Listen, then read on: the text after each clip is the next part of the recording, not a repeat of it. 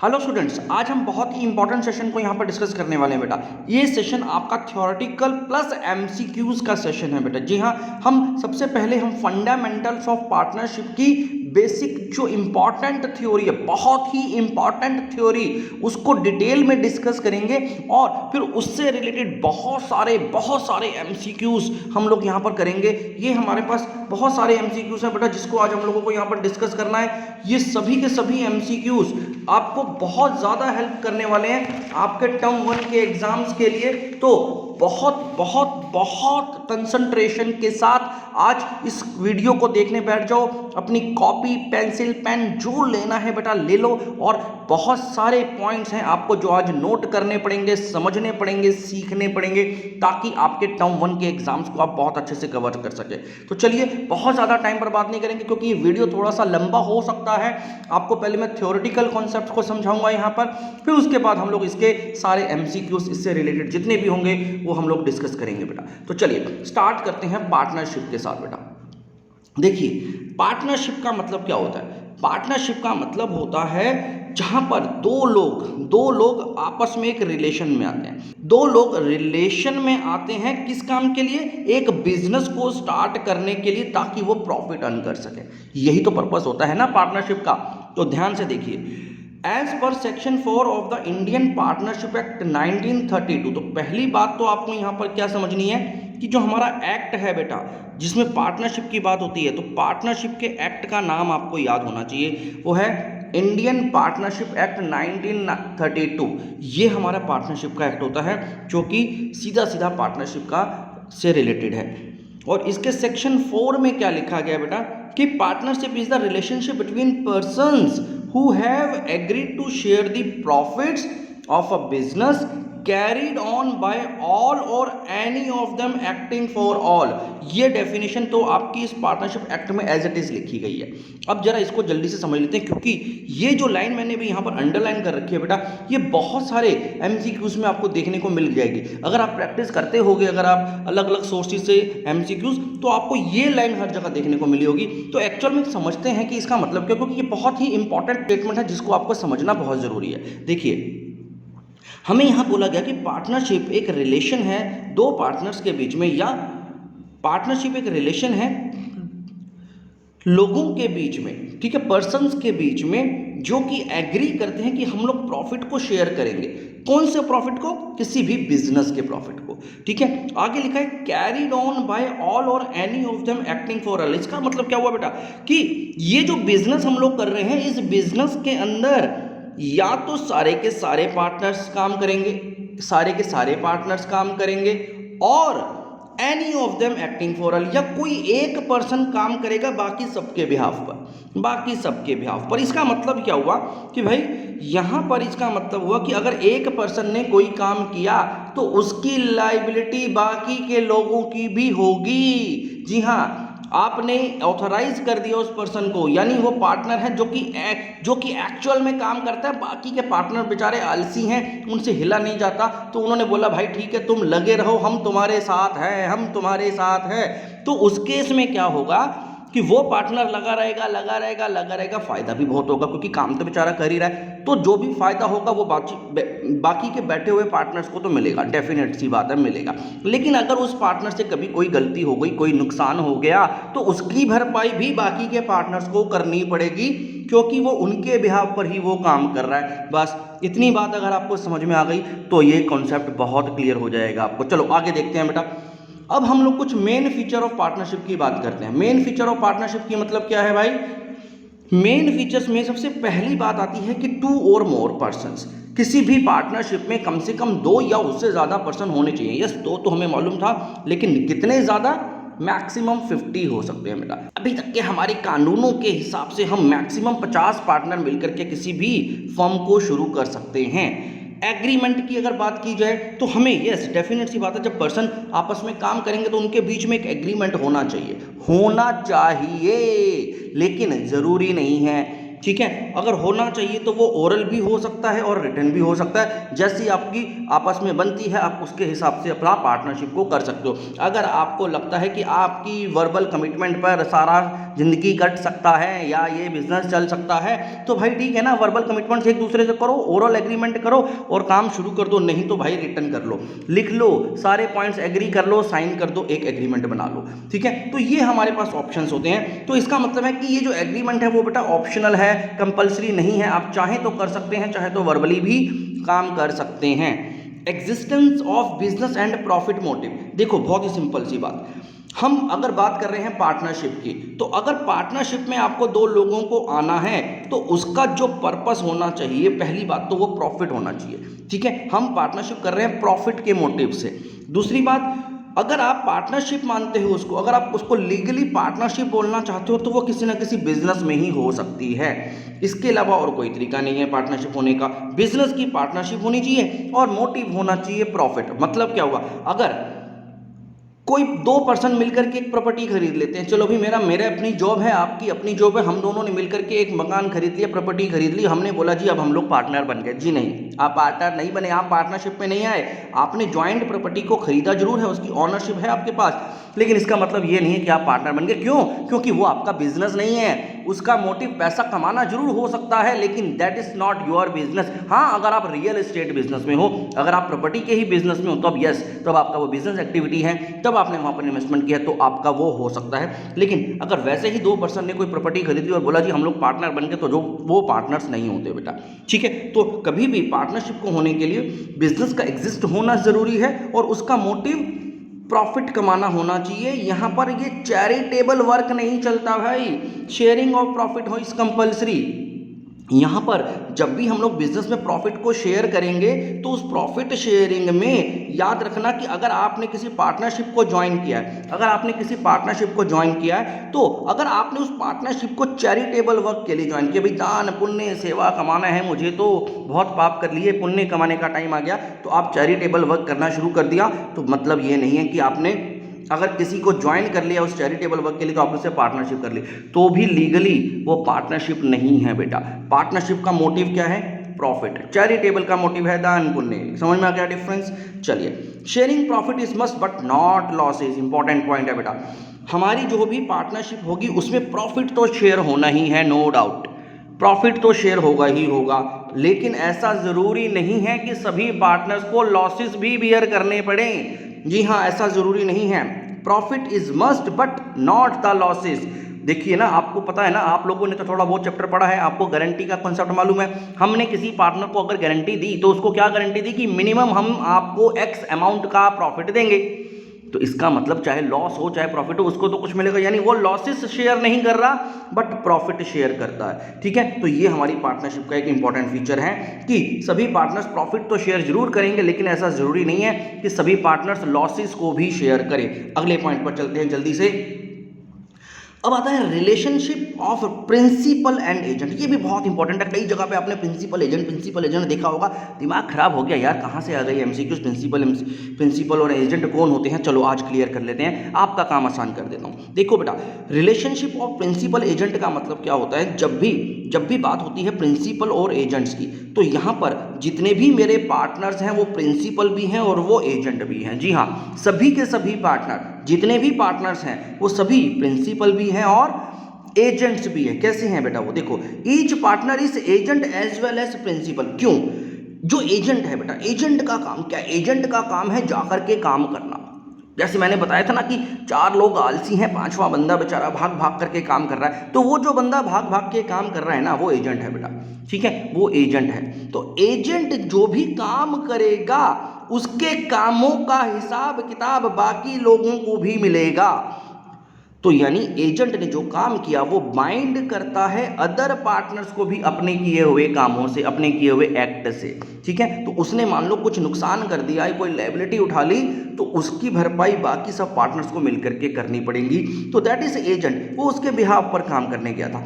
Principal कौन है? Principal वो प्रिंसिपल भी वही पर्सन है। अब अगर एक पर्सन कोई एजेंट का काम कर रहा है तो ऐसा तो नहीं है कि सिर्फ अकेला वही काम कर रहा होगा, नहीं बेटा, ऐसा एक्चुअल में होता नहीं है। तो दूसरा पार्टनर भी कहीं ना कुछ काम तो जरूर कर रहा होगा। अब वो जो काम कर रहा है वो मेरे लिए क्या है, मेरे लिए, अब मैं तो प्रिंसिपल हो गया उस केस में, वो काम कर रहा है और वो जो काम करेगा उससे मुझे भी असर होगा बेटा, तो उसके लिए मैं भी बाउंडेड हूँ। वो जो भी डिसीजंस ले रहा है जा करके मार्केट में, जो भी लाइबिलिटीज उठा रहा है, तो उसके लिए आई एम ऑल्सो लाइबल।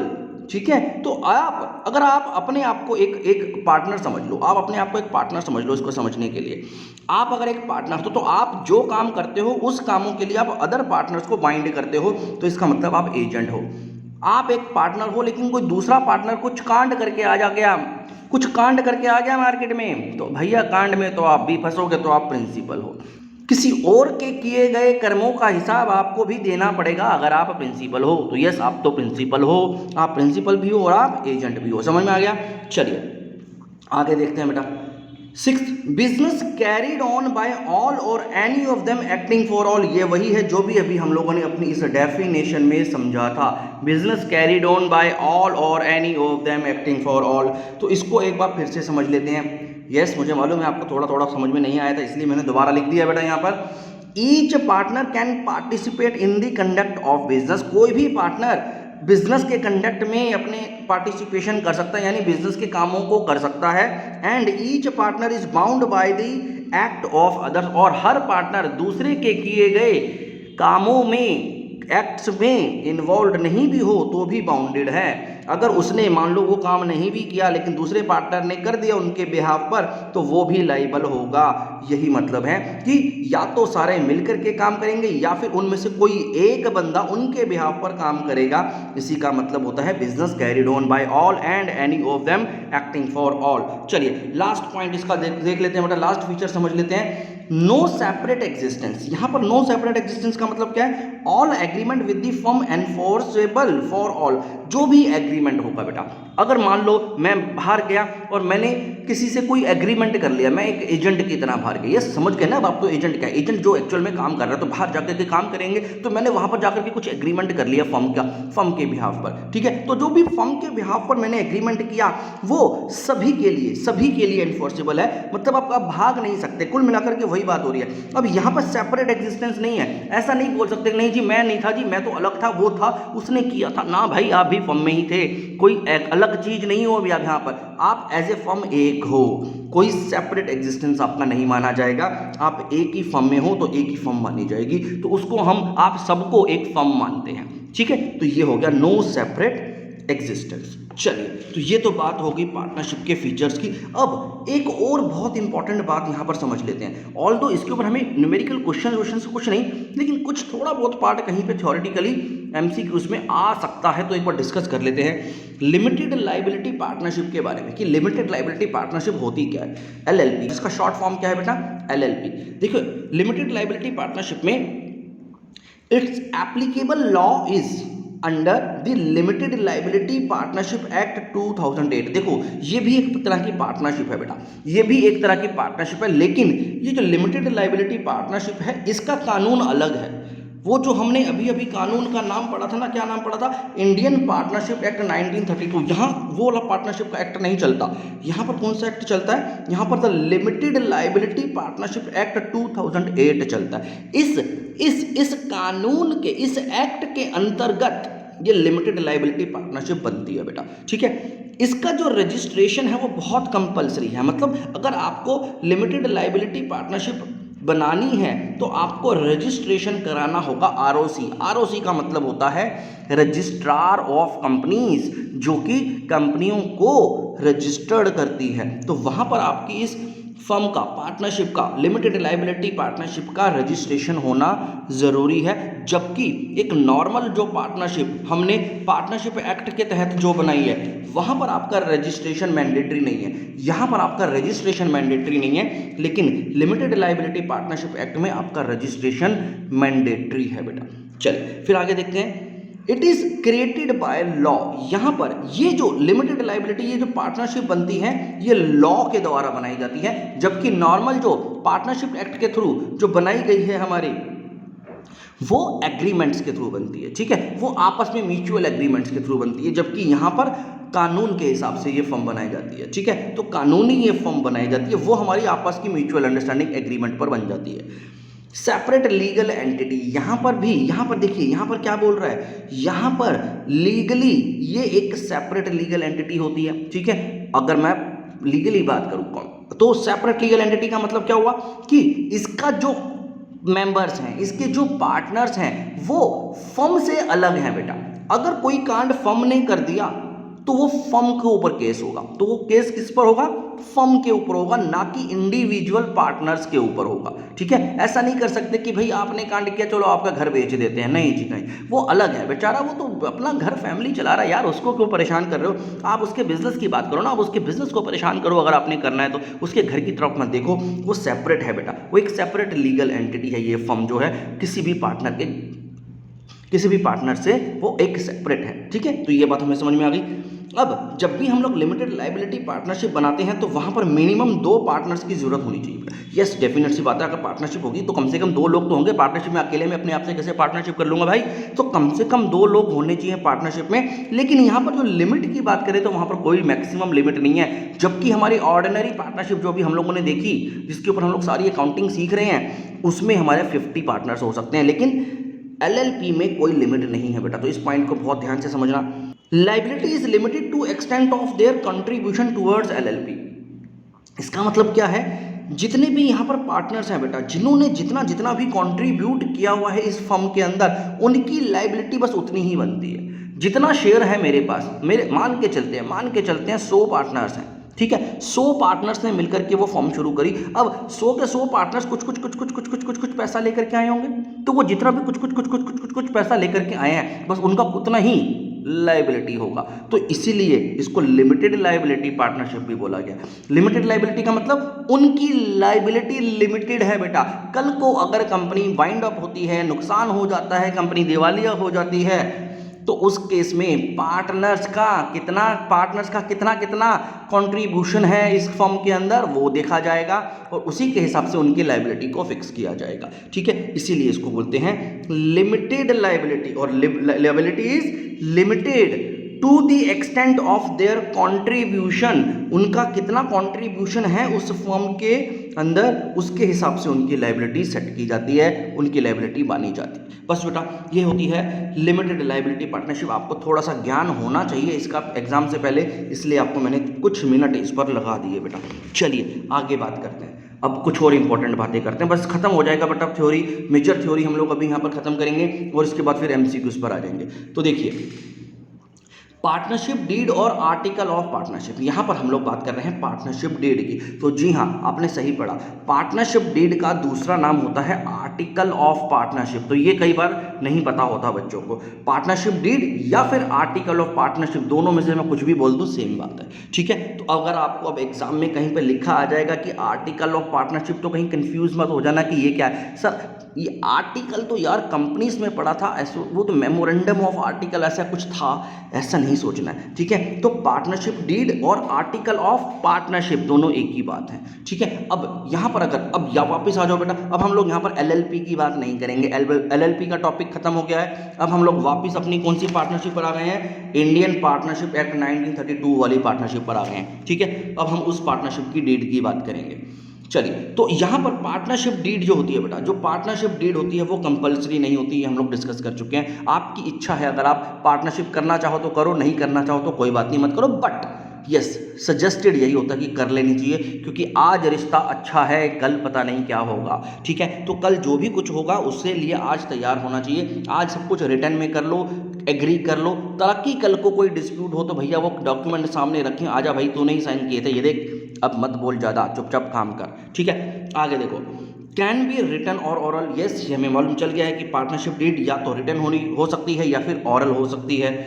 फिर उसके बाद regulates the rights, duties and liabilities of each partner. इसका मतलब क्या है, पार्टनरशिप डीड को बनाने का फायदा क्या होता है कि पार्टनरशिप डीड से जो भी हमारे पार्टनर्स होते हैं बेटा, जितने भी हमारे पार्टनर्स होते हैं, उनके क्या क्या राइट्स हैं, उनकी क्या क्या ड्यूटीज़ हैं। तो भाई आपकी कुछ ड्यूटीज़ भी तो होंगी, कुछ तो काम करोगे, प्रॉफिट लेने के लिए आ गए, काम करो। राइट्स हैं आपकी, यस आपका हक है, लेकिन आपकी ड्यूटीज़ भी हैं और आपकी कुछ लाइबिलिटीज़ भी होंगी, ठीक है। तो पार्टनरशिप डीड यही बताती है कि आपके क्या क्या राइट्स हैं, आपकी क्या क्या ड्यूटीज़ हैं और आपकी क्या क्या लाइबिलिटीज़ हैं। हर एक पार्टनर की, ईच पार्टनर के बारे में वो बता देती है बेटा, ठीक है। उसके बाद क्योंकि आपने पार्टनरशिप डीड की है तो इसलिए मिसअंडरस्टैंडिंग के चांसेस अब कम हो जाते हैं। ज़्यादातर बातें आपने अपनी पार्टनरशिप डीड में लिख दी हैं, तो मिसअंडरस्टैंडिंग कैसी, अगर कुछ कन्फ्यूजन हो गया है, कुछ भूल गए हो, तो भाई वो साइन किया हुआ पर्चा उठाओ ना, पार्टनरशिप डीड उठाओ और देख लो, कोई मिसअंडरस्टैंडिंग नहीं होगी। तो यहाँ पर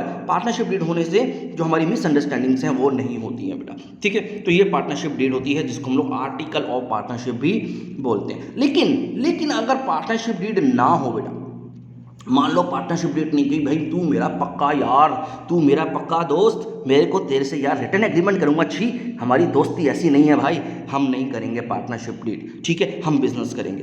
तो अब हमने पार्टनरशिप डीड नहीं करी, तो in the case of absence of partnership deed क्या होगा, in the absence of partnership deed profit sharing ratio equal होगा।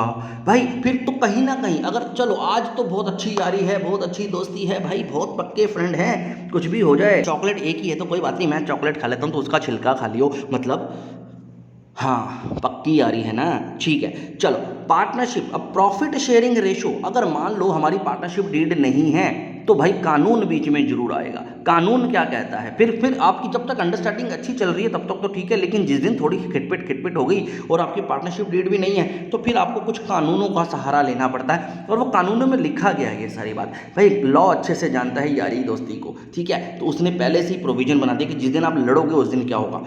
तो उस केस में पार्टनरशिप शेयरिंग रेशियो हमारा इक्वल हो जाएगा बेटा, ठीक है, जो भी हमारा प्रॉफिट शेयरिंग रेशियो, क्योंकि आपने एग्रीमेंट तो किया नहीं, आपको ये तो पता नहीं कि कौन कौन कितना कितना शेयर लेगा, तो उस केस में इक्वल ले लेगा। इंटरेस्ट ऑन कैपिटल उस केस में आपको नहीं मिलेगा अगर आपने पार्टनरशिप डीड नहीं किया हुआ है तो। इंटरेस्ट ऑन ड्राइंग भी आपसे फर्म चार्ज नहीं करेगी बेटा। अगर आपने अपनी पार्टनरशिप डीड में इंटरेस्ट ऑन ड्राइंग की बात की हुई है तभी इंटरेस्ट ऑन ड्राइंग चार्ज होगा, लेकिन आपकी अगर पार्टनरशिप डीड ही नहीं है तो कोई इंटरेस्ट ऑन ड्राइंग्स नहीं चार्ज होगा। सैलरी टू पार्टनर भी नहीं मिलेगी, कोई भी पार्टनर हक नहीं रखता है अपनी सैलरी का, क्योंकि आपने एग्रीमेंट में कोई ऐसी बात नहीं करी है, आपने एग्रीमेंट ही नहीं किया है। इंटरेस्ट ऑन लोन, यस, अगर कोई पार्टनर कभी लोन दे देता है अपनी फर्म में, ठीक है, फर्म में अगर मैंने लोन दे दिया तो अब चाहे प्रॉफिट हो चाहे लॉस हो, चाहे मेरी एग्रीमेंट हो या ना हो, मेरा पार्टनरशिप डीड हो ना हो, मेरा आर्टिकल ऑफ पार्टनरशिप हो या ना हो, यहाँ पर मुझे 6% पर एनम के हिसाब से इंटरेस्ट मिलेगा ही मिलेगा। ये जो 6% पर एनम का इंटरेस्ट है ये फर्म के लिए बेटा चार्ज अगेंस्ट प्रॉफिट होता है। चार्ज अगेंस्ट प्रॉफिट का मतलब होता है इसमें हम लोग प्रॉफिट वॉफिट को नहीं देखते, हम बस जो खर्चा है पहले वो कर देते हैं, उसके बाद देखते हैं कि अब क्या बचा और कितना प्रॉफिट हुआ, उसे बोलते हैं चार्ज अगेंस्ट प्रॉफिट। ये तो खर्चे करने ही है, चाहे प्रॉफिट हो चाहे लॉस हो, उससे कोई फर्क नहीं पड़ता, ठीक है।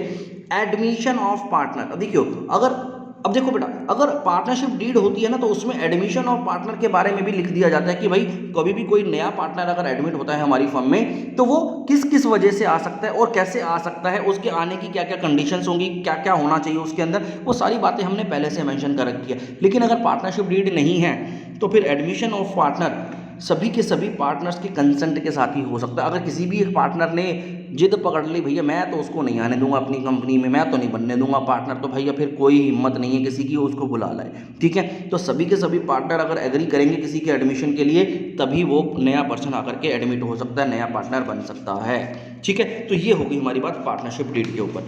आगे देखते हैं बेटा, अब कुछ एक जो MCQs के क्वेश्चंस आएंगे बेटा हमारे पास, उन MCQs के क्वेश्चन में कुछ इंपॉर्टेंट रिकॉर्डिंग की एंट्रीज पूछी जा सकती हैं कि आपसे पूछ लेगा कि बताओ भैया इस तरह की सिचुएशन को कैसे रिकॉर्ड करोगे, उस तरह की सिचुएशन को कैसे रिकॉर्ड करोगे। तो कुछ 4 5 6 7 हम कुछ एंट्रीज को यहाँ पे मेजर वैल्यू को समझ लेते हैं कि उनका जवाब आपको किस तरह से देना है, ठीक है। फिर अभी हम लोग थोड़ी देर में MCQs में भी देखेंगे किस तरह से वो क्वेश्चन पूछे जा रहे हैं। तो देखो फर्स्ट पॉइंट क्या है, transfer of net profit to profit and loss appropriation account. इसका मतलब क्या हुआ, जब हम लोग नेट प्रॉफिट को ट्रांसफर करते हैं कहां पर, profit and loss appropriation account में, तो हमारी जर्नल एंट्री क्या होगी बेटा? सर ये तो आपने बताया ही नहीं था, जो वीडियोस बनाए थे उसमें तो आपने profit and loss appropriation account बनाकर दिखा दिया। चीटिंग मत करो सर। चलो मैं बता रहा हूँ ना बेटा, देखो transfer of net profit to profit and loss appropriation account में हमेशा क्या होता है, profit and loss account debit हो जाएगा बेटा,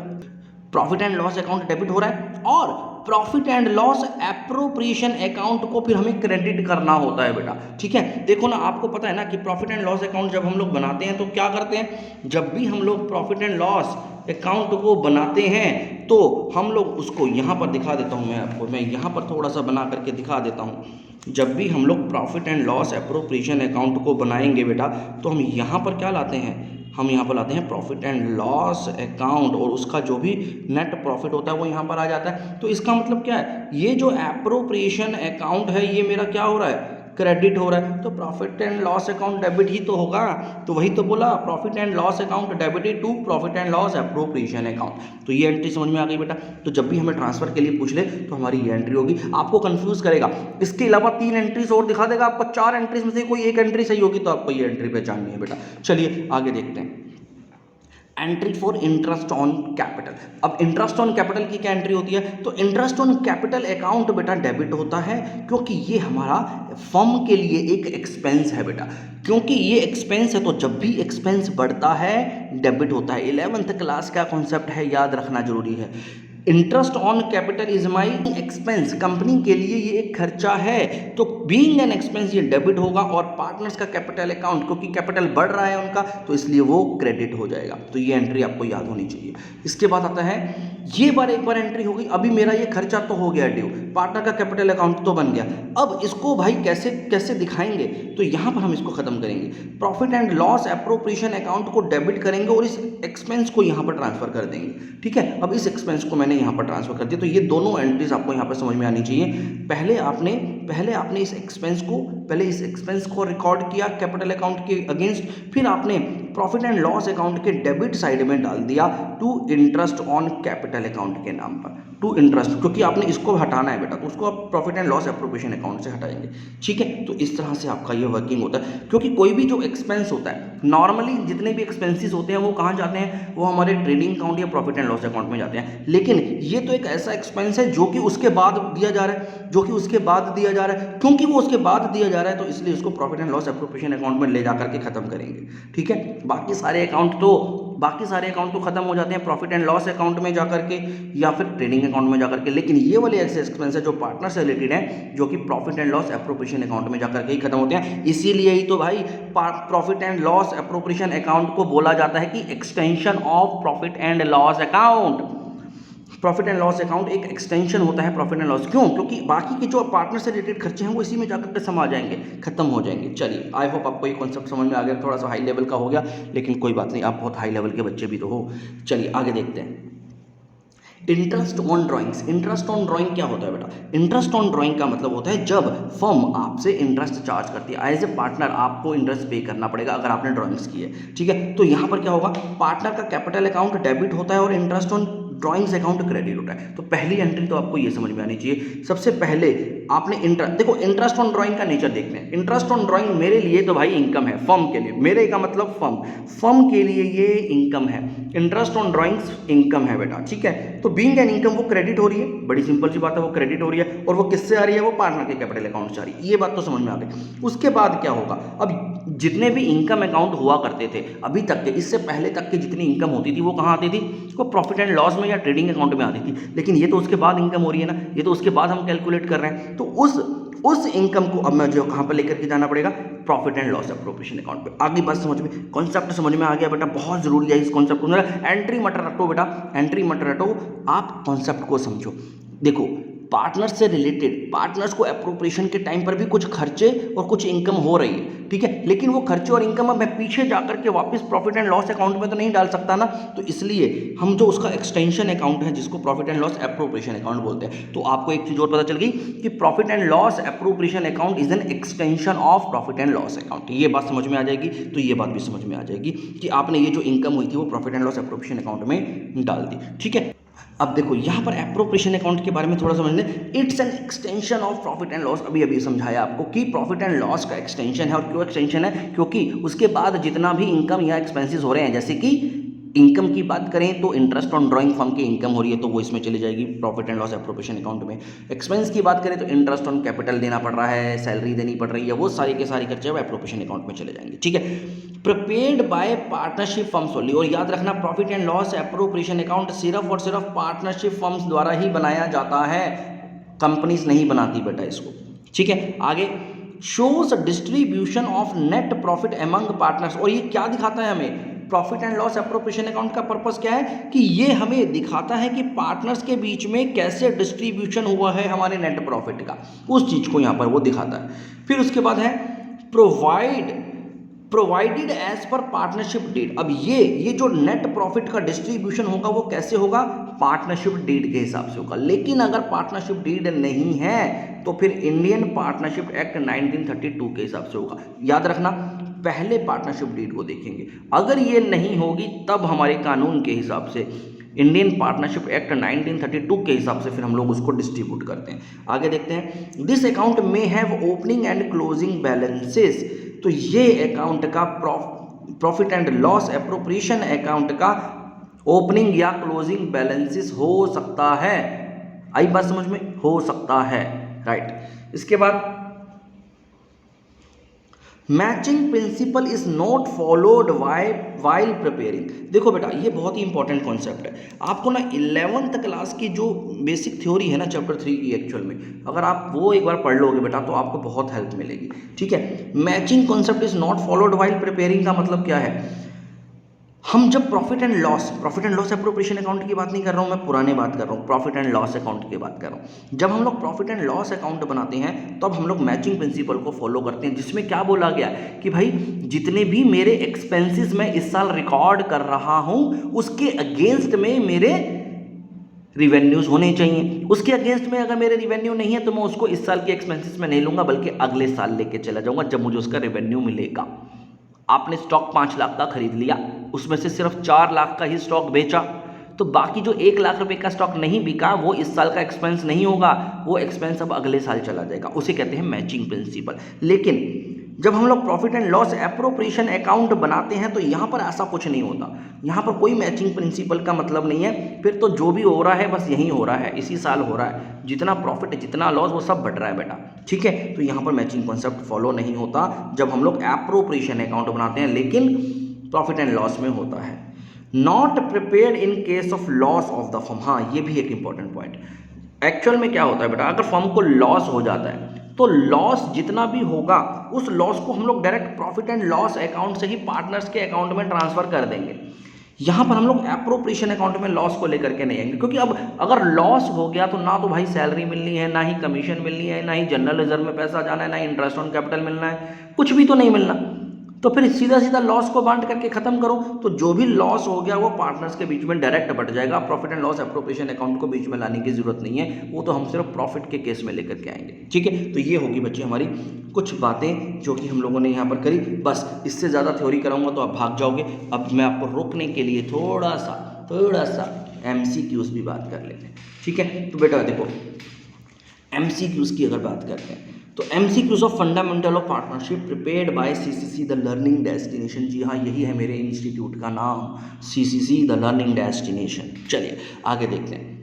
सबसे पहला यहाँ पर MCQs बहुत ध्यान से समझेंगे बेटा। अब थोड़े से सीरियस हो जाते हैं, बहुत मस्ती से हम लोगों ने सारी की सारी थ्योरी को पढ़ लिया। अब जरा सीरियस नोट पर, बहुत सीरियस हो गया हूँ मैं गुस्से में, देख लो। अब partnership is a business relationship among 2 or more partners to share profit and losses on the business carried on. अब देखो यहाँ पर समझते हैं पहले क्वेश्चन क्या बोल रहा है। अब हमसे ये पूछ रहा है कि पार्टनरशिप क्या है। पार्टनरशिप एक बिजनेस रिलेशनशिप है अमंग 2 or more पर्सन्स, 2 या 2 से ज़्यादा लोगों के बीच में, जो कि शेयर करते हैं profit and losses in the business. ठीक है, बिजनेस का कैरिड ऑन किसके द्वारा किया जाता है? या तो सारे partners, by all or any of them acting for all, by agents only, by a principal।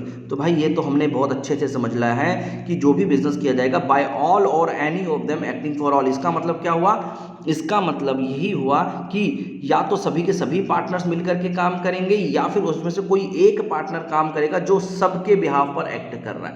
Acting for all मतलब सभी के बिहाफ पर वो काम कर रहा है। तो ये हमारा B is the correct answer. तो यहाँ पर इसको हम लोग टिक कर लेते हैं बेटा। चलिए सेकंड क्वेश्चन की तरफ बढ़ते हैं जल्दी से। Partnership is not a separate business entity from. अब देखो यहाँ पर बहुत ध्यान से समझना, पार्टनरशिप एक सेपरेट बिजनेस एंटिटी नहीं है। किसके पॉइंट ऑफ व्यू से? किसके पॉइंट ऑफ व्यू से? अकाउंटिंग के पॉइंट ऑफ व्यू से या लीगल व्यू पॉइंट से अगर मैं देखूं तो, या दोनों से, या दोनों में से किसी से भी नहीं। भाई ये तो पता होना चाहिए, ये बहुत ज़रूरी है पता होना। तो इसका मतलब देखो बेटा, अकाउंटिंग के पॉइंट ऑफ व्यू से अगर मैं बात करूं तो अकाउंटिंग तो दोनों को अलग अलग मानता है बेटा। हमारा अकाउंटिंग हमने 11th क्लास का सबसे शुरू में ही पढ़ लिया था, बिजनेस एंटिटी कॉन्सेप्ट, जिसमें अकाउंटिंग क्या कहता है कि भाई फर्म अलग, ऑनर अलग, पार्टनर अलग। तो अकाउंटिंग तो मानता है सेपरेट, लेकिन लीगल पॉइंट ऑफ व्यू से वो सेपरेट एंटिटी, बिजनेस एंटिटी नहीं होती। तो मेरा आंसर होगा लीगल व्यू पॉइंट। तो लीगली पार्टनरशिप एक सेपरेट बिजनेस एंटिटी नहीं है बेटा, यानी पार्टनर्स और फर्म एक ही बात होती है लीगल, कानून की नज़रों में। लेकिन अकाउंटिंग की नज़रों में, अकाउंटिंग पॉइंट ऑफ व्यू से अगर मैं देखूं तो वो सेपरेट एंटिटीज होती हैं बेटा। ठीक है, चलिए आगे देखो। According to Indian contract act 1872, जी हाँ ये भी एक कॉन्ट्रैक्ट एक्ट होता है, every person except the following are competent to contract. अब जब हम लोग एग्रीमेंट्स की बात करते हैं तो एग्रीमेंट को बनाने के लिए एग्रीमेंट का भी एक कोई कानून बना हुआ कि एग्रीमेंट कैसे बनाना है, उसके क्या क्या नियम कानून होंगे, तो वो सब हमें इस एक्ट में लिख करके दिया गया।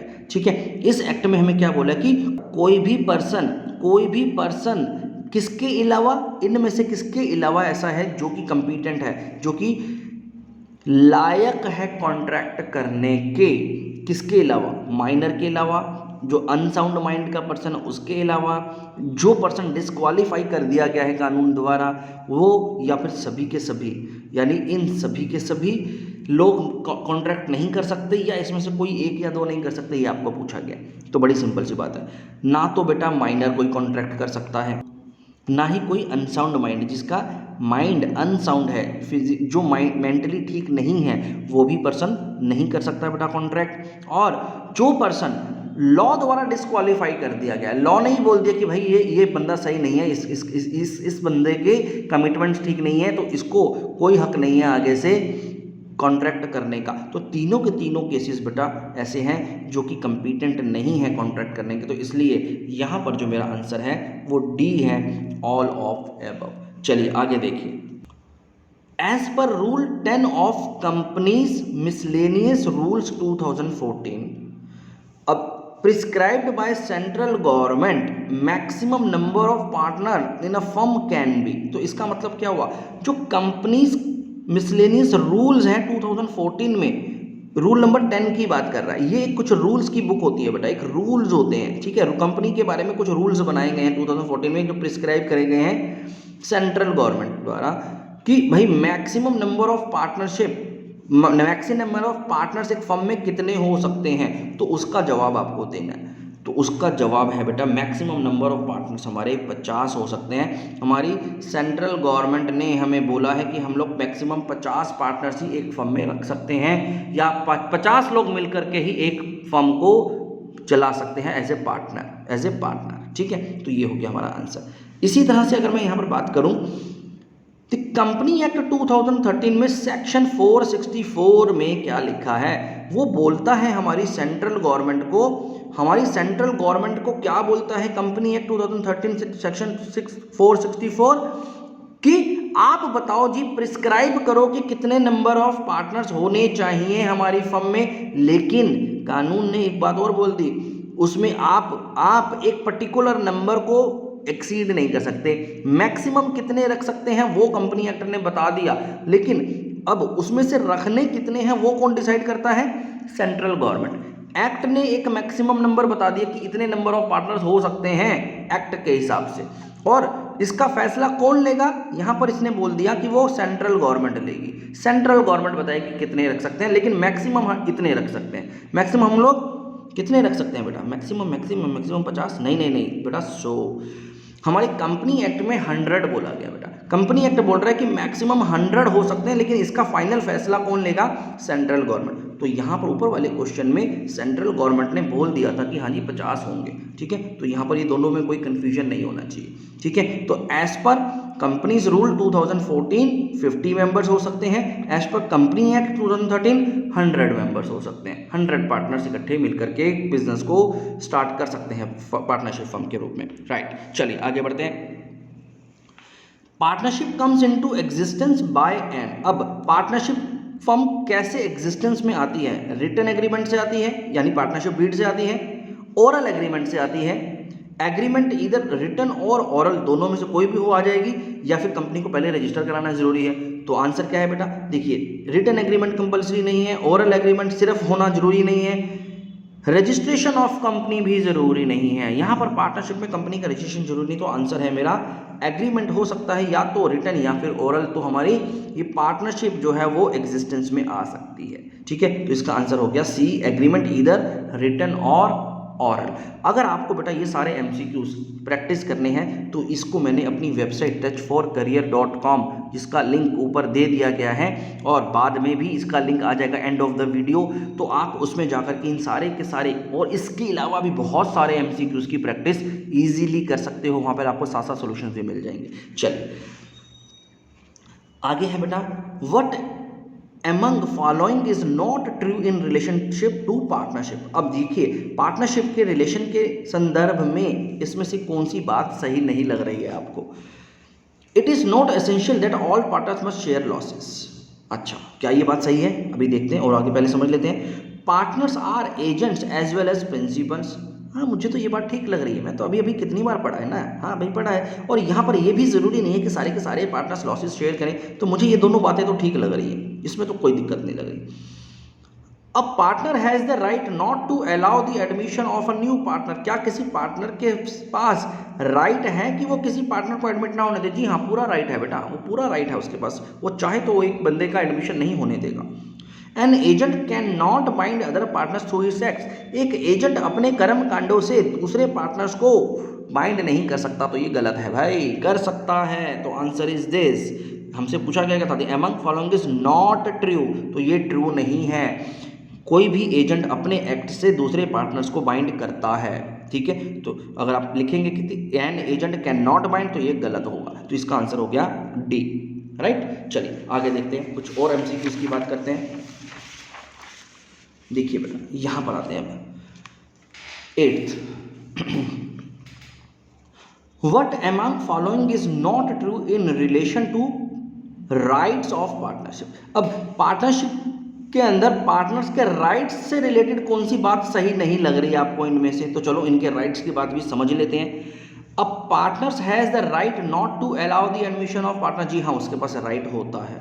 अब partner has the right to retire from the firm after giving proper notice. जी हाँ, उसके पास राइट है कि वो नोटिस दे सकता है और रिटायरमेंट ले सकता है। पार्टनर्स हैज लिमिटेड और no rights to consulted about the affairs of the business. इसका मतलब क्या हुआ? इसका मतलब हुआ कि पार्टनर्स के पास या तो कोई नहीं या फिर बहुत ही कम राइट है कि वो अपने बिजनेस में क्या चल रहा है उसके बारे में किसी से कंसल्ट कर सके। ऐसा तो नहीं है यार, ऐसा तो नहीं है। उसके पास राइट्स तो होते हैं। तो मुझे ये कुछ गलत बात लग रही है, मुझे सी गलत लग रहा है। तो चलो सी गलत तो लग रहा है, तो मैं इसको भी मार्क तो कर लेता हूँ, लेकिन डी को भी पढ़ लेता हूँ। Partners gets indemnified for the payment made by him on behalf of the firm for business expenses. जी हाँ, ये तो बिल्कुल ठीक है। अगर भाई उसने फर्म के बिहाफ पर कोई बिजनेस के एक्सपेंसेस करे हैं तो भाई ठीक है ना, हम उसको पे कर देंगे बाद में। तो ये बात तो ठीक है। तो यहाँ पर सी, हमारा डाउट जो था वो बिल्कुल सही था। तो इसका आंसर होगा बेटा सी, कि पार्टनर्स के पास लिमिटेड राइट्स या नो राइट्स की बात की गई है। अगर बिजनेस अफेयर्स को कंसल्ट की बात हो तो ये गलत है। उसके पास फुल राइट है बेटा, वो जब चाहे अपने बिजनेस के लिए कंसल्टेंसी कर सकता है, कंसल्ट कर सकता है किसी से भी, ठीक है। तो चलिए आगे देखते हैं 9th। Under which section of Indian partnership act 1932 if all the partners agree a minor may be admitted for the benefit of partnership. तो इसका मतलब क्या है? अब हमारे पार्टनरशिप एक्ट 1932 में इंडियन पार्टनरशिप एक्ट 1932 में एक बात बोली गई है बेटा, कौन से सेक्शन में बोली गई है हमें ये बताना है। क्या बात बोली गई है? इफ ऑल पार्टनर्स एग्री, अगर सारे के सारे पार्टनर एग्री होते हैं तो एक माइनर भी पार्टनरशिप में एडमिट हो सकता है। किस वजह से? अगर उससे पार्टनरशिप को फायदा हो। अगर पार्टनरशिप को किसी माइनर के आने से फायदा होता है और सभी पार्टनर्स एग्री करते हैं तो वो एडमिशन हो सकता है उसका। लेकिन ये बात हमें कौन से सेक्शन में बोली गई है? अब आपको इस तरह का क्वेश्चन आ गया तो भाई आपको नहीं पता तो मैं आपको बता देता हूँ, वो सेक्शन 30 होता है बेटा। एज पर सेक्शन 30 हम किसी माइनर को भी अपने पार्टनरशिप में ले सकते हैं अगर उसमें सभी पार्टनर एग्री कर जाएं और वो हमारी पार्टनरशिप के लिए बेनिफिशियल हो। चलिए आगे देखते हैं।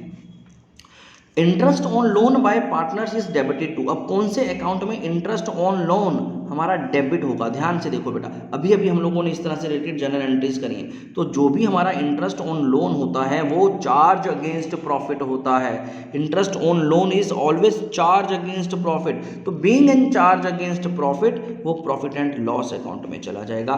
तो जितने भी चार्ज अगेंस्ट प्रॉफिट का मतलब क्या होता है? चार्ज अगेंस्ट प्रॉफिट का मतलब होता है वो सारे खर्चे, वो सारे एक्सपेंसेस जिनको हमें पहले ही कंसीडर कर लेना है, उसके बाद पार्टनर्स को बांटना है, तो वो सारी की सारी चीज़ें प्रॉफिट एंड लॉस में चली जाएंगी। ठीक है, चलिए आगे देखते हैं। Interest on loan by partner is credited to. अब जो भी इंटरेस्ट ऑन लोन होता है वो पार्टनर्स को क्रेडिट कौन से अकाउंट में करके दिया जाता है? कौन से अकाउंट में उसको क्रेडिट करके दिया जाता है? तो उसको कहाँ पर क्रेडिट किया जाता है? क्या हम लोग उसको interest on loan by partner account में करते हैं, या पार्टनर के लोन अकाउंट में करते हैं, पार्टनर के कैपिटल अकाउंट, या प्रॉफिट एंड लॉस? नहीं भाई, हम लोग इसको पार्टनर्स के लोन अकाउंट में ही डालते हैं। जो भी हमारा इंटरेस्ट होता है तो हमें जो पार्टनर को पे करना होता है वो हम लोग पार्टनर्स के लोन अकाउंट में क्रेडिट कर देते हैं बेटा। ठीक है, तो ये हो गया हमारा पार्टनर्स लोन अकाउंट। चलिए, under which circumstance partner is not given interest on capital. ध्यान से सुनना, ऐसी कौन सी सर्कमस्टांसेस होती हैं जब पार्टनर्स को इंटरेस्ट ऑन कैपिटल नहीं मिलता but paid interest on loan advanced by him, लेकिन उसको इंटरेस्ट मिलता रहेगा उसके लोन के ऊपर? ऐसा कौन सा सिचुएशन है जहां पर उसको इंटरेस्ट ऑन लोन तो मिल रहा है जो उसने लोन दिया है फर्म को, लेकिन इंटरेस्ट ऑन कैपिटल नहीं मिल रहा है बेटा, इंटरेस्ट ऑन कैपिटल नहीं मिल रहा है? तो in the absence of any agreement in case firm incurs losses both A and B, neither A nor B. तो भाई अगर एग्रीमेंट नहीं होगा, अगर एग्रीमेंट नहीं होगा तो क्या होगा? अगर एग्रीमेंट नहीं होगा तो आपको लोन पर तो इंटरेस्ट मिलेगा ही मिलेगा, लेकिन इंटरेस्ट ऑन कैपिटल पर नहीं मिलेगा। ये तो बात ठीक लग रही है, आगे भी पढ़ना लेकिन ज़रूरी है। इन केस फर्म इंकर्स लॉस, हाँ अगर फर्म को लॉस हो गया तो भी इंटरेस्ट ऑन कैपिटल नहीं मिलता बट इंटरेस्ट ऑन लोन मिलता रहेगा। तो इन दोनों बातों में एक ही बात आ रही है निकल करके कि अगर एग्रीमेंट नहीं है और या लॉस हो गया तो मुझे इंटरेस्ट ऑन कैपिटल नहीं देना लेकिन इंटरेस्ट ऑन लोन देना है। तो इसका मतलब both A and B, both A and B, इन दोनों केसेस में यही बात होगी। राइट, समझ में आ गया? इन दोनों केसेस में मुझे इंटरेस्ट ऑन कैपिटल नहीं देना लेकिन इंटरेस्ट ऑन लोन जो पार्टनर ने हमें दिया है उस पर इंटरेस्ट देना है। राइट, चलिए आगे देखते हैं। Eight the end of the year rent account is transfer और डेबिटेड टू। ओहो, इतना आसान क्वेश्चन भाई। एंड ऑफ द ईयर जितना भी रेंट होता है वो कौन से अकाउंट में ट्रांसफर किया जाता है, डेबिट किया जाता है, ये भी बता दिया। तो बहुत ही सिंपल है, वो तो प्रॉफिट एंड लॉस अकाउंट में ही जाता है। इसको तो बाकी पढ़ने की ज़रूरत ही नहीं है। जो भी हमारा एक्सपेंसेस होते हैं बेटा, जितने भी हमारे expenses through out the year होते हैं उन सबको हम लोग प्रॉफिट एंड लॉस अकाउंट में ही डेबिट करते हैं। चलिए आगे देखते हैं। If interest is charged on loan by firm to a partner, interest is transferred to। इसका मतलब क्या हुआ? अगर इंटरेस्ट चार्ज किया जाता है on loan by firm to a partner, अगर फर्म ने लोन को कोई पार्टनर दिया जाता है और उस पर इंटरेस्ट चार्ज किया जाता है तो उस इंटरेस्ट को कहाँ ट्रांसफर किया जाता है? तो उस इंटरेस्ट को कहाँ ट्रांसफर किया जाता है बेटा? तो देख लेते हैं। Credit of profit and loss account and debit of partners capital account, यानी partners capital account debited to profit and loss account. जी हाँ, बिल्कुल सही है बेटा, यही इसका आंसर है। हम पार्टनर के कैपिटल अकाउंट को यहाँ पर कम कर देंगे, डेबिट कर देंगे, उससे लोन ले लेंगे और अपने प्रॉफिट एंड लॉस अकाउंट को क्रेडिट कर देंगे, यानी वो हमारी इनकम मान लेंगे। तो यहाँ पर A is the correct answer. Answer. ठीक है, आप चाहो तो आगे पढ़ सकते हो, लेकिन अगर आप कॉन्फिडेंट हो कि यस ये आंसर है तो फिर अब आपको पढ़ने की जरूरत नहीं है, राइट। तो ये हमारा सही आंसर है बेटा। चलिए आगे देखते हैं बेटा। Following are essential elements of partnership from except. कौन कौन सी ऐसी चीजें हैं जो कि एसेंशियल एलिमेंट होंगी पार्टनरशिप का, लेकिन किसके अलावा? इनमें से कौन सी ऐसी चीज है ये जो कि हमारी एसेंशियल एलिमेंट नहीं है? हमसे ये पूछ लिया मिला करके। एट लीस्ट 2 पार्टनर्स होने चाहिए। जी हाँ, ये तो बहुत जरूरी है, ये तो एसेंशियल एलिमेंट है। There is an agreement between all partners. हाँ जी, सबके बीच में एक एग्रीमेंट होना चाहिए, वो एग्रीमेंट होना चाहिए, चाहे वो ओरल हो चाहे वो रिटर्न हो, कुछ तो होगा ना। ठीक है, ओरल ही सही लेकिन एग्रीमेंट तो है। Equal share of profit and losses, ये जरूरी नहीं है, ये जरूरी नहीं है कि उनके बीच में इक्वल शेयर हो। यहाँ पर हमारा प्रॉफिट शेयरिंग रेशियो अलग हो सकता है, तो मुझे तो आंसर यही लग रहा है। Partnership agreement is for some business. हाँ, कुछ बिजनेस के लिए पार्टनरशिप एग्रीमेंट हो सकता है, कुछ के लिए नहीं हो सकता, तो इसमें तो कोई बड़ी बात नहीं है। तो मेरा आंसर होगा सी। सी एक एसेंशियल एलिमेंट नहीं है बेटा, तो हमसे पूछा ही यही गया था। Following are essential element of partnership from except, किसके अलावा? इसके अलावा। इसके अलावा ये तीनों एसेंशियल एलिमेंट्स हैं। ठीक है, तो चलिए ये बात भी हमें समझ में आ गई। आगे देखते हैं।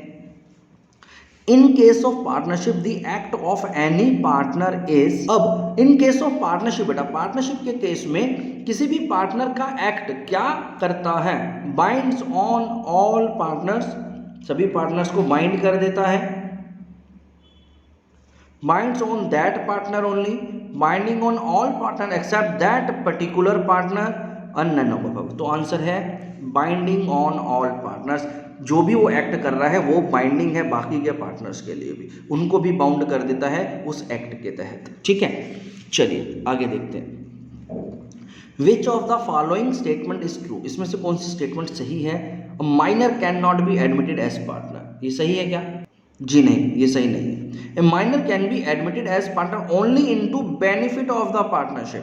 जी हाँ, ये सही है कि अगर पार्टनरशिप का वहां पर बेनिफिट नजर आ रहा है तो हम लोग उसको एडमिट कर सकते हैं, अदरवाइज नहीं कर सकते। तो मुझे तो आंसर बी लग रहा है, सी भी देखना पड़ेगा। लेकिन a minor can be admitted as partner but his rights and liabilities are same as adult partner. जी नहीं, ये कोई मतलब नहीं है ना ना भैया। तो बी आंसर है हमारा। यहाँ पर हमें कोई कंफ्यूजन नहीं होनी चाहिए। अभी अभी हम लोगों ने इसकी पूरी डिटेल में थ्योरी समझी थी बेटा। ठीक है, आगे देखते हैं। Sleeping partners are those. भाई स्लीपिंग पार्टनर्स का मतलब कौन से पार्टनर्स? वो पार्टनर्स नहीं जो बिजनेस में आकर सिर्फ सोने के लिए आते हैं, नहीं, वो पार्टनर्स की बात नहीं हो रही है, जरा समझते हैं।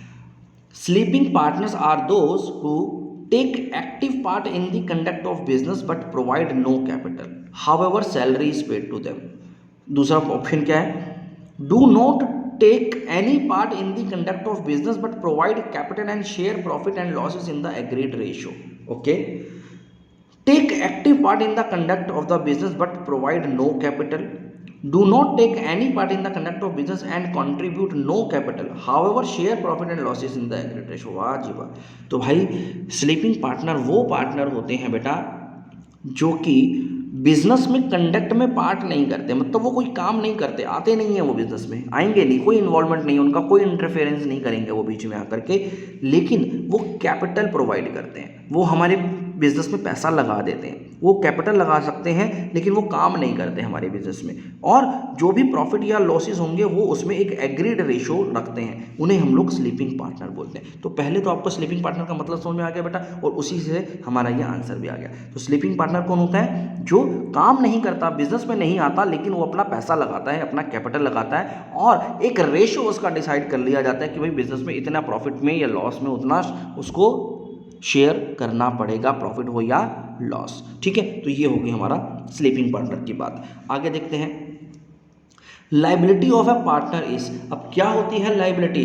क्या लिमिटेड लाइबिलिटी है, अनलिमिटेड है, डिटरमाइंड बाय कोर्ट या डिटरमाइंड बाय पार्टनरशिप एक्ट? तो भाई पार्टनर की लाइबिलिटी तो अनलिमिटेड ही है, जो भी लाइबिलिटीज हैं वो पार्टनर को पे करनी पड़ेंगी अनटिल और अनलेस वो लिमिटेड लाइबिलिटी पार्टनरशिप ना हो। एलएलपी की बात नहीं करी है यहाँ पर, अगर एलएलपी होती तो लिमिटेड होती, लेकिन यहाँ पर तो ऑर्डिनरी पार्टनरशिप की बात करी है, तो ऑर्डिनरी पार्टनरशिप में अनलिमिटेड लाइबिलिटी पार्टनर की होती है बेटा। तो जितनी भी लाइबिलिटी होगी वो पार्टनर की होगी, क्योंकि as per legal point of view वो सेपरेट एंटिटी नहीं होता। ठीक है, तो चलिए आगे देखते हैं। X, Y and Z are partners sharing profit and losses equally. Their capital balances on March 31, 2021 are 80,000, 60,000 and 40,000 respectively. ओहो, चलो पहले समझना पड़ेगा। तीन पार्टनर्स हैं जिनका प्रॉफिट शेयरिंग रेशियो इक्वल है, उनके जो कैपिटल बैलेंसेस हैं वो हमें दे रखा है 80, 60 एंड 40, ठीक है। Their personal assets are worth as follows. अब इनका जो पर्सनल एसेट्स है, इनके पास कुछ पर्सनल अपना प्रॉपर्टी है, जिसमें एक्स की प्रॉपर्टी है 20,000 रुपये की, वाई की है 15,000 रुपये की, जेड की है 10,000। ये इनका पर्सनल प्रॉपर्टी है। The extent of there liability in the firm would be. अब कितनी लाइबिलिटी इनकी हो सकती है मैक्सिमम फर्म में, अगर मान लो फर्म दिवालिया हो गई, कंगाल हो गई, बंद करने पर आ गए, लोग बाहर खड़े हैं, मारा पिटी चल रही है, तो भाई किस किस पार्टनर की कितनी कितनी लाइबिलिटी होगी। ये उनका कैपिटल है, ये उनका पर्सनल प्रॉपर्टी है जो उनके पास, तो बताओ वो कितना दे सकता है। तो डेफिनेट सी बात है वो उतना ही दे पाएगा, उतनी ही उसकी लाइबिलिटी फिक्स की जा सकती है जितना उसका पर्सनल प्रॉपर्टी होगा। तो ये मेरा आंसर है बेटा 20, 15, देखिए यहाँ पर कहाँ है 20, 15 एंड 10, तो B is my correct answer. ठीक है, चलिए आगे देखते हैं। Forming a partnership deed is. अब पार्टनरशिप डीड को फॉर्म करने के क्या क्या तरीके हैं, क्या ये मैंडेटरी है कि हम पार्टनरशिप डीड को बनाएं? क्या ये मैंडेटरी है कि राइटिंग में बनाएं? कोई मैंडेटरी नहीं है कि हम पार्टनरशिप डीड बनाएं या ना बनाएं, या नन ऑफ अबव। तो answer is C, not mandatory. एक पार्टनरशिप डीड को बनाना मैंडेटरी नहीं है, ये बच्चों वाला क्वेश्चन है। चलिए आगे देखते हैं। अब देखो बेटा, partnership deed is also called. अब पार्टनरशिप डीड क्या क्या कही जा सकती है? क्या उसको प्रोस्पेक्टस बोल सकते हैं? जी नहीं बोल सकते। आर्टिकल ऑफ एसोसिएशन, सर कुछ बताएं तो था ऐसा, चलो आगे देख लेते हैं। Principle of partnership, principles of partnership नहीं, आर्टिकल ऑफ पार्टनरशिप। जी हाँ हाँ हाँ, याद आ गया सर, याद आ गया। आपने हमें बताया था कि पार्टनरशिप डीड को आर्टिकल ऑफ पार्टनरशिप बोलते हैं, ठीक है। तो आर्टिकल ऑफ एसोसिएशन से कंफ्यूज नहीं करना है, articles of partnership is the correct answer. तो यानी पार्टनरशिप डीड को आर्टिकल ऑफ पार्टनरशिप भी बोला जा सकता है। चलिए नेक्स्ट क्वेश्चन की तरफ बढ़ते हैं बेटा। विच of the following is not incorporated in the partnership act. इसमें से कौन सी ऐसी चीज है जो कि पार्टनरशिप एक्ट के तहत नहीं आती? तो profit and losses are to be shared equally, नहीं, ये तो पार्टनरशिप एक्ट का पार्ट है। No interest to be allowed on capital, जी हाँ, ये भी मेरे एक्ट में यही ऐसा ही है। अगर मेरे पार्टनरशिप डीड नहीं है तो मेरा एक्ट तो मुझे नहीं बोलता कि हम कैपिटल पर कोई इंटरेस्ट दें। All loans are to be allowed interest at 6% per annum, जी हाँ, ये भी सही बात बोली गई है कि पार्टनर ने अगर कोई लोन दिया तो उस पर 6% का इंटरेस्ट आपको देना पड़ेगा। All drawings are to be charged interest, क्या हमारा पार्टनरशिप आपको ड्राइंग्स पर इंटरेस्ट चार्ज करने के लिए बोलता है? तो नहीं बोलता, तो आंसर यही होगा बेटा। विच of the following is not incorporated, तो यहाँ पर ऐसी बात कुछ नहीं बोली गई पार्टनरशिप एक्ट में, ठीक है। तो चलो अगले क्वेश्चन की तरफ बढ़ते हैं। A and B are partners in a firm without any agreement, उनके बीच में कोई एग्रीमेंट नहीं है। ए का विड्रॉ किया है 50,000 rupees out of his capital as drawings, ठीक है। Interest on drawing may be charge from A by the firm. अब देखो बेटा, यहां पर दो बातें आ गई, दो बातें एक आंसर को प्रूव कर रही हैं। देखिए क्या क्या दो बातें, जरा समझने वाली बात। यहां बोला ए और बी का पार्टनरशिप है जिसमें कोई एग्रीमेंट नहीं। तो पहली बात तो यहीं पे समझ में आ गई कि अगर एग्रीमेंट नहीं होता तो हम लोग इंटरेस्ट ऑन ड्राइंग चार्ज नहीं करते, तो no interest can be charged, तो no interest can be charge मेरा यहाँ पर इसके पॉइंट ऑफ व्यू से तो आंसर सही है।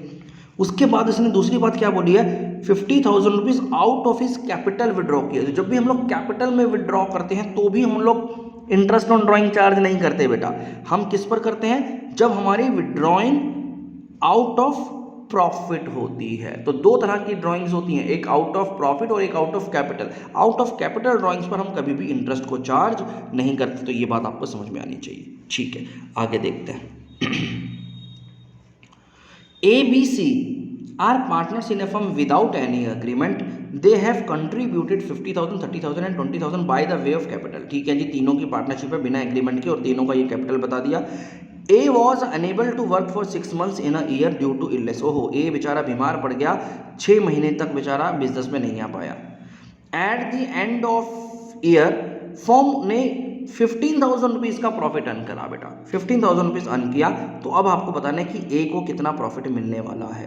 तो बहुत ही सिंपल है बेटा, देखो हमारा कोई एग्रीमेंट नहीं है, इसका मतलब हमने ऐसी कोई बात नहीं बोली गई है, हमने कुछ ऐसा एग्री नहीं किया कि अगर आप बिजनेस में नहीं आते हो 5 महीने 6 महीने 1 साल तो आपको प्रॉफिट मिलेगा या नहीं मिलेगा। क्योंकि यहाँ पर एग्रीमेंट नहीं है तो इन तीनों का प्रॉफिट शेयरिंग रेशियो क्या हो जाएगा, डेफिनेट सी बात है इक्वल हो जाएगा। तो जो भी प्रॉफिट आएगा उस प्रॉफिट को तीनों में इक्वल बांटना पड़ेगा, चाहे वो बिजनेस में आया हो या ना आया हो। तो इसका मतलब अगर मैं 15,000 रुपीज़ को तीनों में इक्वली बांटूंगा तो तीनों पार्टनर्स को कितना कितना मिल जाएगा, तो तीनों पार्टनर्स को कितना कितना मिल जाएगा बेटा 5,000। तो 5,000 इज द करेक्ट आंसर। तो ए को 5,000 रुपये देना ही पड़ेगा, ठीक है। तो ये हमारा क्वेश्चन का जवाब हो गया। आगे देखो, in a partnership firm partner A is entitled a monthly salary of 7,500 at the end of the year firm earn a profit of 75,000 after charging as salary. देखो यहाँ पर समझने वाली बात, एक की मंथली सैलरी बोली गई है 7,500 रुपये की, right. At the end of the year firm earn a profit of 75,000 after charging as salary. After charging as salary का मतलब क्या हुआ बेटा यहाँ पर कि ये जो 75,000 रुपीज़ का प्रॉफिट हमें बताया जा रहा है, हम इसमें पहले 7,500 पर मंथ की सैलरी को भी दे चुके हैं। और आगे क्या बोल रहा है, if the manager is entitled a commission of 10% on the net profit after charging his commission, managers commission will be क्या। ओहो, यहाँ पे थोड़ा सा यहाँ पर अच्छा क्वेश्चन आ गया है, एंड में आते आते हमारे पास इस तरह का एक अच्छा क्वेश्चन आया। तो चलो इस क्वेश्चन को पहले एक बार डिस्कस कर लेते हैं कि इसमें क्या बोला जा रहा है। देखो बेटा, मैं जरा रफ में थोड़ा सा आपको समझाऊंगा। आपके पास बोला गया कि आपके पास ये जो नेट प्रॉफिट है, ये जो नेट प्रॉफिट है ये कब है, आफ्टर एज सैलरी, ठीक है। और कितना है वो 75,000, ये 75,000 है, आफ्टर एज सैलरी है बेटा। अब आफ्टर एज सैलरी का मतलब कि इसमें पहले हम ए को सैलरी दे चुके हैं, तो ए की सैलरी कितनी है, एज सैलरी इज व्हाट, ए की सैलरी बोली गई है हमें 7,500 पर मंथ इंटू 12, यानी पूरे साल की सैलरी आपको यहाँ पर निकालनी पड़ेगी। तो पूरे साल की सैलरी कितनी हो गई बेटा इसकी, तो इसकी होगी बेटा सैलरी 90,000 रुपीज़ की। तो 90,000 रुपये की तो सैलरी एक की, तो इसका मतलब जो मेरा नेट प्रॉफिट होता, नेट प्रॉफिट वो बिफोर एज सैलरी कितना होता बेटा, तो एज सैलरी के लिए हम इसको टोटल कर देते हैं बेटा। तो टोटल अगर करते हैं तो कितना आ गया 1,65,000, 1,65,000 रुपये की हमारी सैलरी से पहले का नेट प्रॉफिट होता, ठीक है। अब हमें क्या बोला, हमें इसमें बोला कि अगर मैनेजर को आपने 10% का कमीशन देना था आफ्टर चार्जिंग हिज कमीशन, तो भाई देखो मैनेजर्स की कमीशन को भी देख लेते हैं। तो मैनेजर की कमीशन देनी थी हमें नेट प्रॉफिट जो कि था 1,65,000, इसका 10%। आफ्टर चार्जिंग सैलरी का मतलब होता है 110, राइट। यही होता है ना हमारा formula, rate upon 100 plus rate. जब भी आफ्टर चार्जिंग आ जाए तो उसमें हमें इस तरह से फॉर्मूला लेना पड़ता है। तो अब जरा मैं इसको सॉल्व करूंगा जब, तो कितना आ गया मैनेजर का कमीशन बेटा, तो बेटा वो आ गया 15,000। कितना आ गया 15,000 रुपीज़ का कमीशन आ गया। तो बस यही मेरा आंसर है बेटा। तो मैनेजर की कमीशन जो मेरी होगी वो 15,000 रुपये की होगी बेटा। तो आपको समझ में आया कि किस तरह से आपको इसको कैलकुलेट करना है, समझ में आ गया बेटा किस तरह से आपको कैलकुलेट करना है। आपको पहले सही नेट प्रॉफिट पर लेकर के आना पड़ेगा। अगर आपने पहले से ए को सैलरी दे दी है तो वो अलाउड नहीं होती, हम पहले मैनेजर की कमीशन देंगे उसके बाद ए को सैलरी मिलेगी। इसलिए जो भी ए को सैलरी मिली वो मैंने वापस अपने प्रॉफिट में डाल करके पूरे प्रॉफिट को ठीक किया और जो सही प्रॉफिट है उसमें से 10% इसको दिया। और क्योंकि उसने लिखा था आफ्टर चार्जिंग सच सैलरी, तो आफ्टर चार्जिंग सच कमीशन, तो आफ्टर चार्जिंग सच कमीशन के लिए आपको हमेशा क्या करना होता है, जो भी अमाउंट होता है उसमें रेट अपॉन 100 प्लस रेट के फॉर्मूला को यूज़ करके कैलकुलेशन करनी होती है, जैसे कि अभी हम लोगों ने किया। ठीक है, तो चलिए, तो यहाँ तक हमने बेटा कुछ एमसीक्यूज़ को देखा। अभी तो बहुत बेसिक एमसीक्यूज़ करे हमने। अगले वीडियो में कुछ और एमसीक्यूज की बात करेंगे फंडामेंटल के ही, उसके साथ साथ हम लोग कुछ केस बेस्ड और कुछ एसर्शंस एंड रीजनिंग के भी एमसीक्यूज का डिस्कशन करेंगे बेटा। तो बहुत ध्यान से आप अब नोटिफिकेशन बटन को ऑन करके रखो, सब्सक्राइब नहीं किया तो सब्सक्राइब करके रखो, क्योंकि जैसे ही अगला वीडियो मेरा यहाँ पर आएगा, जल्दी ही बहुत जल्द आ जाएगा बेटा, तो आप उसको बहुत ध्यान से समझ करके सारे क्वेश्चन को क्लियर करना, जो कि आपको बहुत हेल्प करने वाले हैं आपके इन एग्जाम्स में। Thank you very much.